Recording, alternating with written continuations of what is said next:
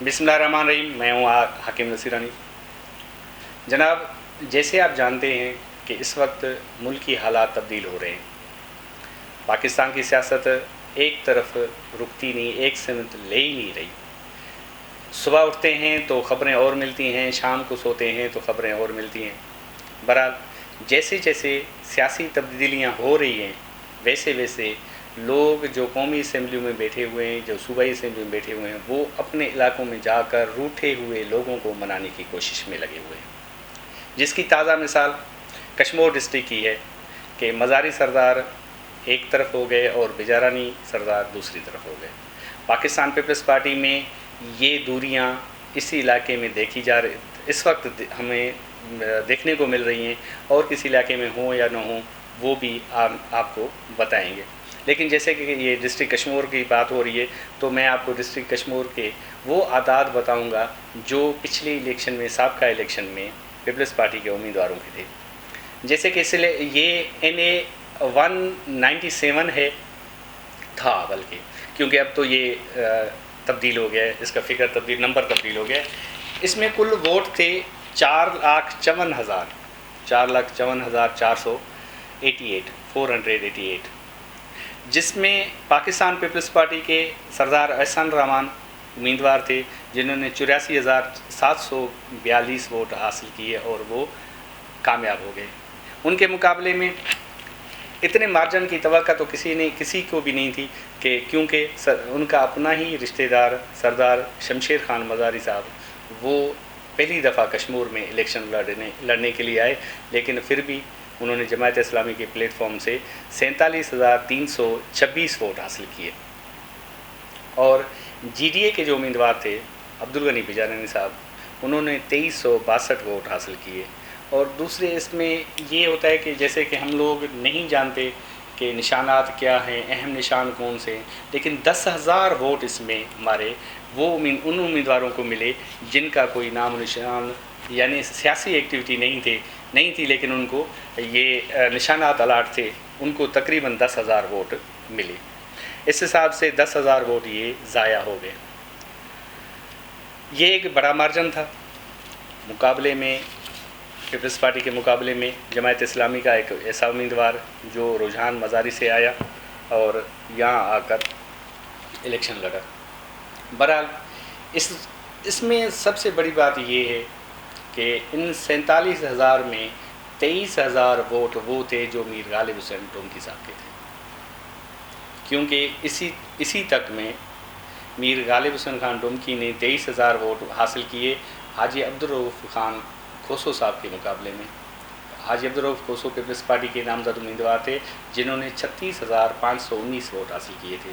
इस हिसाब से ये एक डिफरेंस था, 15,000 वोट था। हाजी साहब 15,000 वोट ज़्यादा लेकर कामयाब हो गए।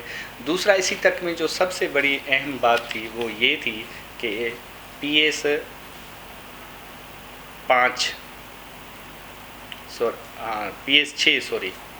6 जिसमें मीर आबिद अली सुंदरानी साहब जो पहले मज़ारी ग्रुप में हुआ करते थे, उन्होंने वोट हासिल किए थे 29,809, और उनके मुकाबले में मौलाना फजल रहमान ग्रुप के उम्मीदवार थे हाफिज़ रब नवाज चाचर साहब, जिन्होंने 19,637 वोट हासिल किए। ये भी एक बड़ा मार्जिन था, क्योंकि लमसम 10,000 वोटों का मार्जिन है।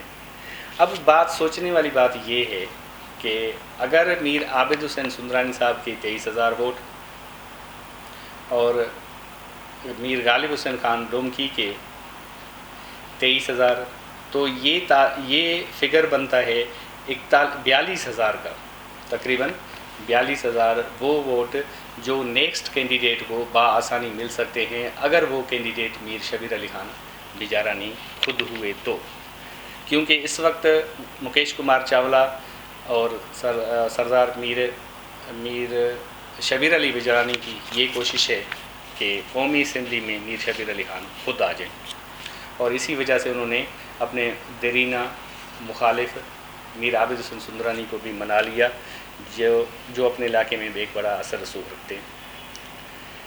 जैसे कि पिछले इलेक्शन में मीर शबीर अली का इलेक्शन नहीं हुआ था, वो अनअपोज हो गए थे, लेकिन फिर भी ان کے ابا جان مرحوم میر ہزار خان بجارانی 25,000 ووٹ لیے تھے.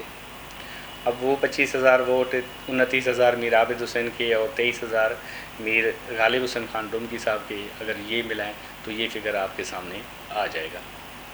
اب ڈفرینس یہ ہے کہ ایک کانٹے دار مقابلہ ہوگا، کیونکہ جو مزاری سردار ہیں انہوں نے حافظ رب نواز کو بھی منا لیا ہے، اور میر عابد سندرانی کے جو چچا ہیں سردار میر حاکم خان سندرانی صاحب ان کو بھی منا لیا.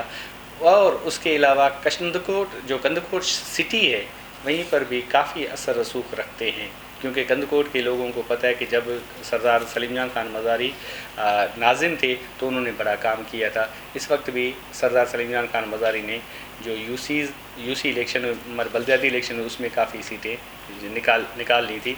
اب اس سیٹ پہ جو قومی اسمبلی کی NA 197 ہے جس کا فگر ابھی تبدیل ہوگا، تو اس میں جو کانٹے دار مقابلہ ہے وہ اگر میر شبیر علی خان کو پاکستان پیپلز پارٹی کی ٹکٹ ملی تو وہ قومی اسمبلی کی سیٹ پر یہیں الیکشن لڑ سکتے ہیں، جو مزاری سردار کے لیے یا مزاری گروپ کے لیے ایک ان کو مشکل میں ڈالنے کے لیے میں سمجھوں گا کہ کافی ہے. جیسے کہ مزاری گروپ میں اس وقت حاجی عبدالرؤف کھوسو صاحب ایک بڑی اہمیت رکھتے ہیں، اور کھوسا کمیونٹی جو ہے ہماری کشمیر ڈسٹرکٹ میں وہ بڑی تعداد میں رہتی ہے، اور ممکن ہے کہ برادری سسٹم میں آ کر قومی اسمبلی کی سیٹ میں مزاری گروپ کی طرف سے حاجی عبدالرؤف کھوسو صاحب قومی اسمبلی کے امیدوار ہوں، جس کی بنا پر میر شبیر علی بجارانی اور حاجی عبدالرؤف کھوسو صاحب کے درمیان ایک بڑا مقابلہ ہونے کا متوقع ہے.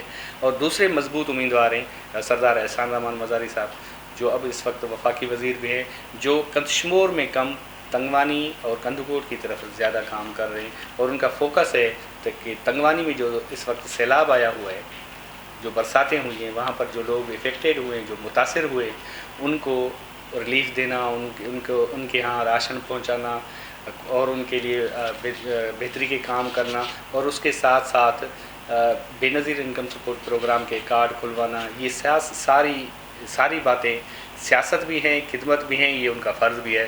بہرحال نیکسٹ الیکشن میں ایک بڑے دنگل کی توقع کر سکتے ہیں، دیکھتے ہیں کہ کیا ہوتا ہے.